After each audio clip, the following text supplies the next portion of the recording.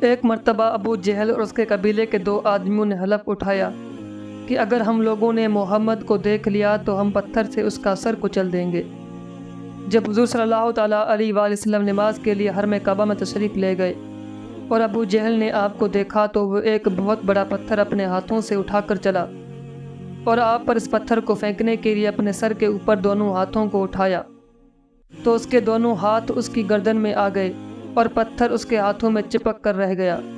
اور دونوں ہاتھ توک بن کر تھوڑی کے پاس بندھ گئے اور وہ اس طرح ناکام ہو کر لوٹ آیا۔ اس کے دوسرے دن ولید بن مغیرہ نے کہا کہ تم پتھر مجھے دو، میں اس کو ان کے سر پر دے ماروں گا۔ چنانچہ اس بدنصیب نے جب آپ کو نماز میں دیکھا تو آپ پر پتھر چلانے کا ارادہ کیا تو ایک دم اندھا ہو گیا۔ حضور کی قرات کی آواز تو سنتا تھا مگر آپ کی صورت نہیں دیکھ سکتا تھا، مجبوراً پلٹ گیا تو اپنے ساتھیوں کو بھی نہیں دیکھ سکا۔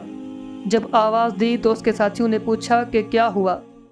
تو اس نے اپنی مجبوری کا حال بیان کیا۔ پھر اس کے تیسرے ساتھی نے غصے میں بھڑک کر پتھر کو اپنے ہاتھ میں لے لیا،